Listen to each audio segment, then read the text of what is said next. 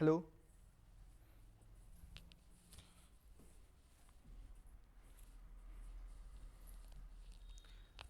नमस्कार बच्चों, कैसे हैं आप लोग। स्वागत है आप लोगों का हमारे यूट्यूब चैनल पर। जैसा कि आप लोगों को पता है, क्लास 8 परीक्षा अध्ययन मैथ्स का सॉल्यूशन कराया जा रहा है। तो आज हम पहुंच चुके हैं सेट नंबर 4 का लॉन्ग आंसर टाइप क्वेश्चन।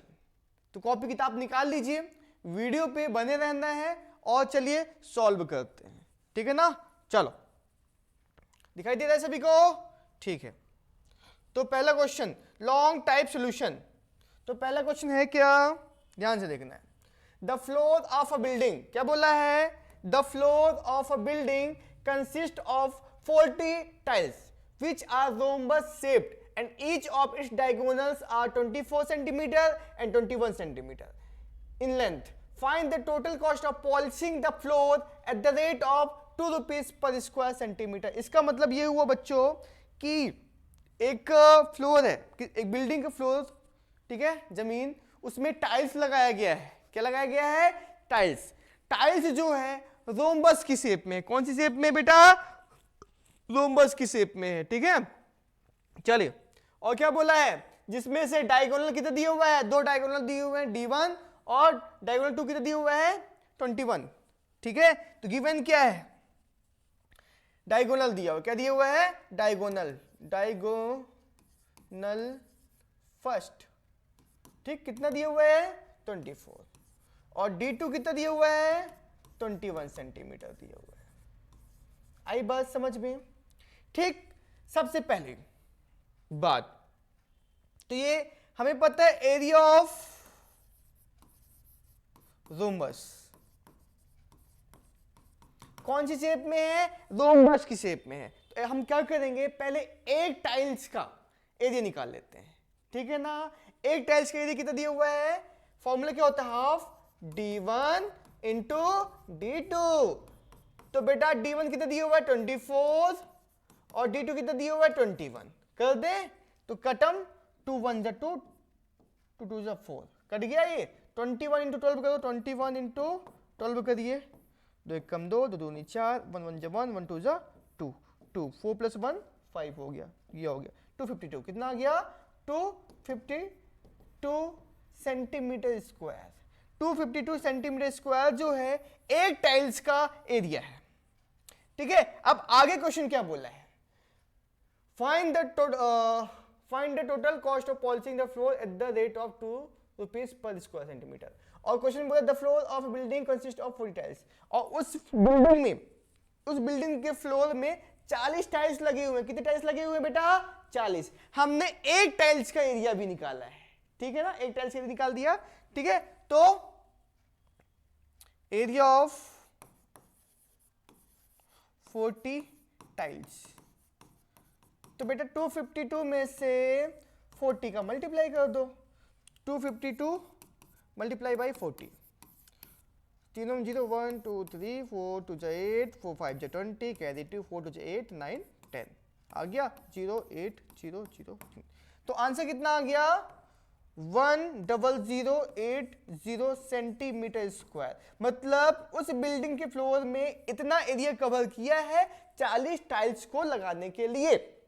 अब क्वेश्चन बोला है, अब उन 40 टाइल्स को पॉलिश करना है। क्या करना है? पॉलिश करना है। पॉलिश करने में क्या पॉलिश करना है? 2 रुपए पर स्क्वायर मीटर के रेट से पॉलिश हो रहा है। तो आपको कितना रुपए देना पड़ा, कितना रुपए खर्च आया? ठीक है, तो cost of polishing the tiles. ठीक है, तो क्या कर देंगे? Cost of polishing the floor.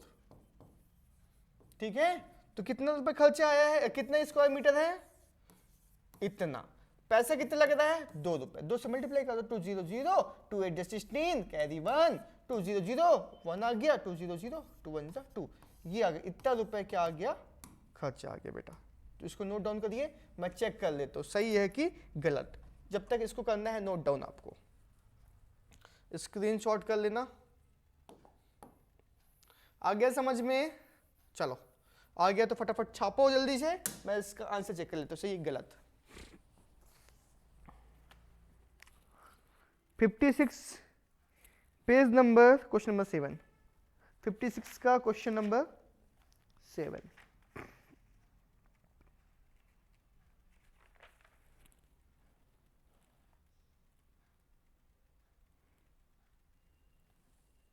हाँ बिल्कुल सही है आंसर, नोट डाउन किया जाए। नेक्स्ट क्वेश्चन, चलो अब बढ़ते हैं हम अपने नेक्स्ट क्वेश्चन पर। क्वेश्चन क्या है, ध्यान से देखना। क्वेश्चन बोला है 5%, एक क्वेश्चन छूट गया क्या, ये नेक्स्ट क्वेश्चन ये ना जी सर, 24 नंबर क्वेश्चन दिया हुआ है।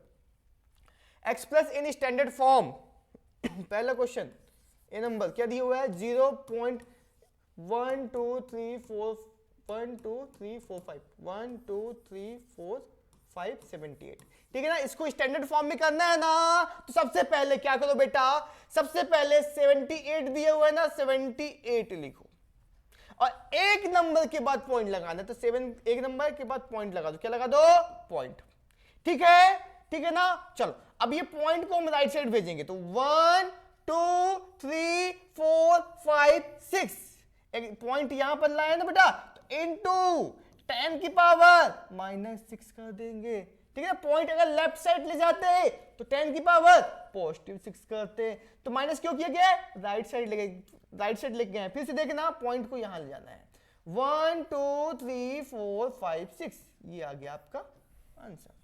चलो बी क्वेश्चन क्या बोला है, 0.1 2 3 4 1 2 3 4 6 37।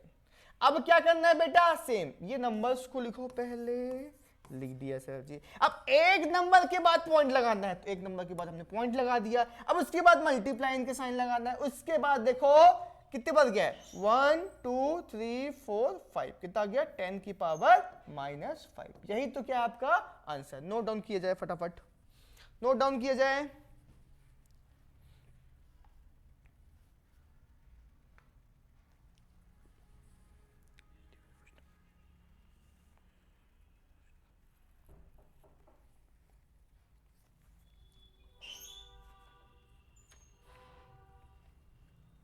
कौन है, उदित हो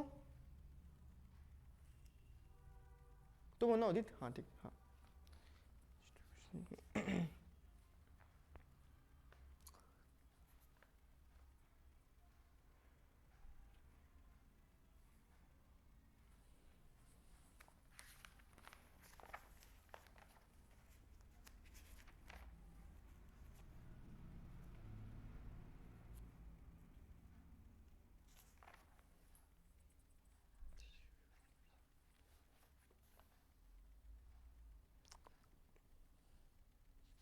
चलो हो गया, अब बढ़ते हैं नेक्स्ट क्वेश्चन पर।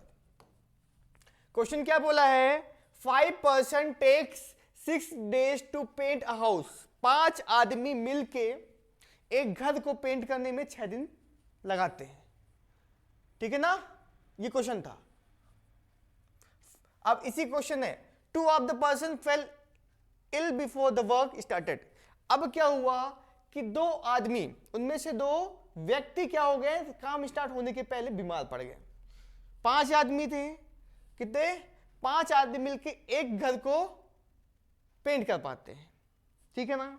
अब क्या हुआ, 2 आदमी उसमें बीमार पड़ गए, तो आपको बताना है now how many days will it take to complete the work, तो कितने समय में काम कंप्लीट कर पाएंगे। 5 आदमी का काम 2 आदमी मिलकर, 3 आदमी मिलकर करेंगे तो कितने दिन में कंप्लीट कर पाएंगे। तो ये क्वेश्चन डायरेक्ट और इनवर्स प्रोपोर्शन का दिया हुआ है। चलिए तो अपन पहले तो बनाते हैं टेबल, क्या बनाते हैं, टेबल, ठीक है।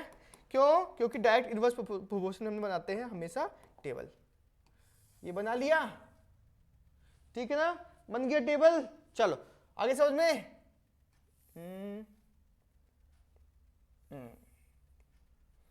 दो चीज हो रहा है यहां पास, क्या क्या, नंबर ऑफ पर्सन और टाइम टेकन। तो नंबर ऑफ पर्सन, ठीक है, days to complete work, days to complete work. आप अपनी लैंग्वेज से कुछ चेंज भी कर सकते हो। तो नंबर ऑफ पर्सन 5 आदमी, कितने दिन में, 6 दिन में काम करते हैं, ठीक है, अब 5 में से कितने बीमार पड़ गए हैं? 2 बीमार पड़ गए, कितने बचे? 3 आदमी बचे, तो कितने दिन में कंप्लीट कर लेते हैं? ठीक है, तो आपको लिखना पड़ेगा let we take x days to complete a work. ठीक है, तो मान let 3 person complete work in x days, हम मान लेते हैं x डेज में कंप्लीट करते हैं। ठीक है ना, समझना ध्यान से। डायरेक्ट प्रोपोर्शन एक इनवर्स। डायरेक्ट क्या होता है? एक बढ़ेगा तो दूसरा ही बढ़ेगा, दूसरा घटेगा तो पहला भी घटेगा। अगर ऐसा सिचुएशन है तो डायरेक्ट है। इसमें क्या हो रहा है? नंबर ऑफ पर्सन बढ़ रहे हैं तो समय कम लग रहा है, जितने ज्यादा लोग काम करेंगे उतने कम दिन में होगा, और नंबर ऑफ पर्सन घटेंगे, कम लोग तो समय ज्यादा। तो क्या हो रहा है बेटा यहां पास? इतना समझ में आ रहा है ना? यहां पास ये हो रहा है कि इनवर्स लग रहा है, एक बढ़ रहा है तो दूसरा घट रहा है। कौन सा प्रोपोर्शन है? Inverse proportion. So it is an inverse proportion. आई बात समझ में? और जैसे इनवर्स प्रोपोर्शन लगा तो आप क्या कर देते बेटा? 5 इंटू 6 ऐसा कुछ कर दो, 5 इंटू 6 कर दो is equal to 3 into x. कर सकते हैं ना बेटा? इसको ऐसे कर सकते हैं ना? तो 3 मल्टीप्लाई में किस में आ जाएगा? डिवाइड में आ जाएगा। तो 3 2 जा 6, 5 2 जा 10। तो मतलब 2 आदमी मिलके कितने दिन में काम कंप्लीट कर पाएंगे? 10 डेज में। ठीक है, तो 10 डेज क्या लिख दोगे? 10 डेज। कंप्लीट आंसर लिखना पड़ेगा। सो क्या बोला है? How many days will it take to complete the work? It will take लिखना पड़ेगा, it will take 10 days to complete the work. Answer check किया जाए फटाफट, आंसर चेक किया जाए। सही है क्या? चेक कर लीजिए, आंसर है बिल्कुल सही है। ठीक है ना? चलो अब नेक्स्ट क्वेश्चन, इसी का ध्यान रखना, इसी का सेकंड पार्ट क्या बोला है? अब क्या बोला है? How many person would be needed to paint in 1 day. अब ये बताओ, अब वही काम सेम है, हमें 1 दिन में खत्म करना है, तो कितने व्यक्ति लगेंगे? तो क्वेश्चन सेम लिखो, फिर से टेबल बनाया जाए, बना दिया जाए टेबल, बना दिया जाए। क्या क्या है टेबल में? Number of person, number of days. चलो सबसे पहली बात क्या था? Number of person, number of days. Number of days भी आप कर सकते हो। पहला कंडीशन क्या था? पहला कंडीशन देखना पड़ेगा, क्या था कंडीशन? 5 आदमी 6 दिन में करते हैं, तो 5 पर्सन है, 6 दिन में काम कंप्लीट करते हैं। अब इस बार क्या बोला है बेटा? हमें 1 दिन में काम करना है, मतलब डेज कितना? 1 दिन में काम करना है, तो कितने आदमी लगेंगे? कितने आदमी थे? ठीक है ना? चलो तो हम मान लेते हैं let x number of person complete work in 1 day. ठीक है ना? It is an inverse proportion. Inverse क्यों है बेटा? क्योंकि बेटा क्या हुआ? 1 दिन में काम करना है ना, तो डेज कम कर दिए, तो हमें क्या करना पड़ेगा? वर्कर्स मतलब पर्सन को ज्यादा लगाना पड़ेगा। इनवर्स प्रोपोर्शन इसलिए, तो सेम ऐसे ही करो, 5 इंटू 6 कर दो बेटा, और x इंटू 1 कर दो, तो 1 x इंटू 1 क्या हो जाएगा? x ही होगा। 6 5 जा 30, x 1 जा x, मतलब x वैल्यू कितनी है? ये 30, मतलब तो हाउ मेनी पर्सन? ठीक है ना? 30 person would be needed to paint 1 day. 30 answer लिख दोगे, 30 आदमी लगेंगे। 30 person would be needed to paint in 1 day। ठीक है, चल इसको नोट किया जाए, फटाफट कर लिया जाए note.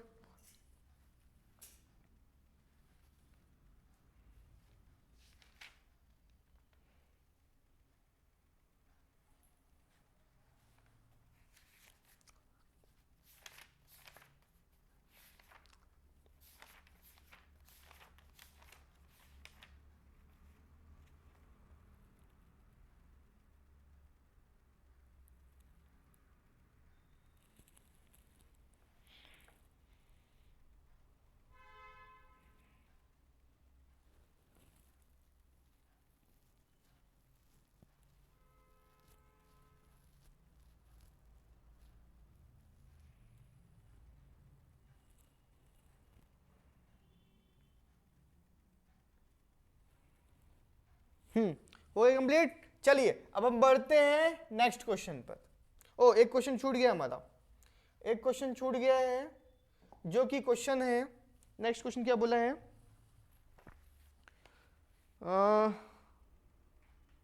Find the square root of 289। क्या बोला? फाइंड द स्क्वायर, एक मिनट, ठीक, क्या बोला है? Find the square root of, find the square root of 289 by using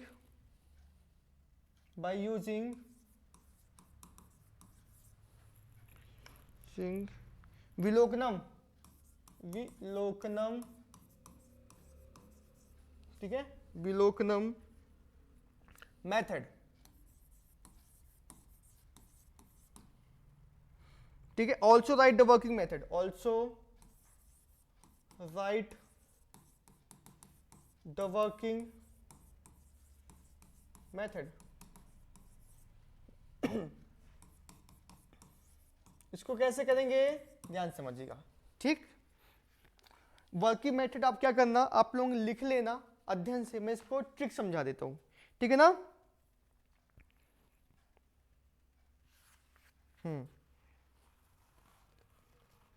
चलो इसको मैं ट्रिक समझा देता हूं। 289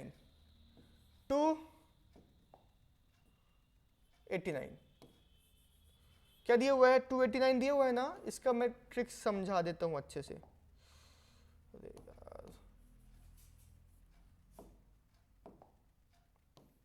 ध्यान से समझना इस क्वेश्चन को। 289 दिया हुआ है ना, तो इस क्वेश्चन को ध्यान से समझना है, इसका स्क्वायर रूट निकालना है। जब अपन स्क्वायर रूट निकालते हैं ना, तो सबसे पहले क्या करेंगे, इन स्क्वायर रूट मतलब स्क्वायर 2, तो लास्ट के 2 नंबर्स में बॉक्स बना दो। बना लिया, चलिए बना लिया ना, ठीक।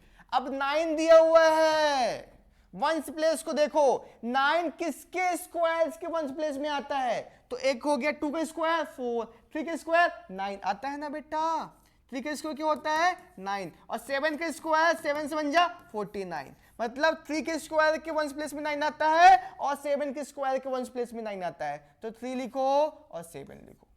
आई बात समझ में? Okay sir. अब क्या करना है, ये बॉक्स जो बना था ना, इसको छोड़ दो। अब क्या बचा, 2 बचा।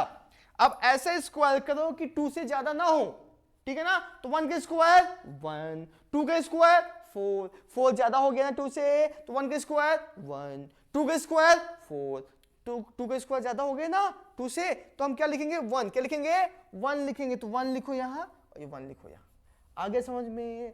ठीक है। अब बेटा यही तो आंसर है, लेकिन सर 13 और 17 आंसर कैसे हो सकता है, तो बेटा इसके 2 आंसर है। कौन से? 13 भी है और 17 भी है। अब इन दोनों में से हमें चेक करना पड़ेगा एक्चुअल में आंसर कौन सा है, तो फटाक से आप मल्टीप्लाई करके देख लो। 13 का 3 जा 9, 3 1 जा 3, 1 3 जा 3, 1 1 जा 1, तो 9 3 जो 6, 169 आया ना, तो ये आंसर नहीं है, 17 आंसर इज करेक्ट। ठीक, तो इसका आंसर कितना आ गया 17, ठीक है ना।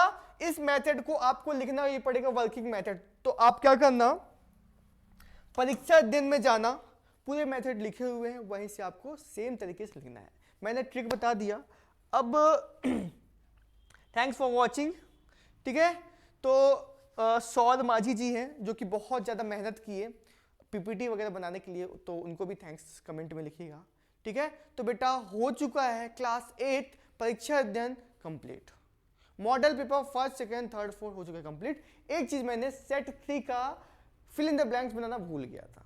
ठीक है, वो चीज इसके नेक्स्ट वीडियो में बना दूंगा। ठीक है, और सारे सेट्स और जितने भी वीडियोस बनाए गए हैं उसको अच्छे से ज़्यादा प्रैक्टिस करिए। ठीक है, ज़्यादा से ज़्यादा प्रैक्टिस करना, और जो भी दिक्कत जा रही है कमेंट में जरूर लिखना। ठीक है ना, और जो भी कमी हमारे साइड से हो रही है, कुछ नहीं समझ में आ रहा, कुछ समस्या जा रहा है, क्या इंप्रूवमेंट करना है, उसको भी आप कमेंट में लिख सकते हो।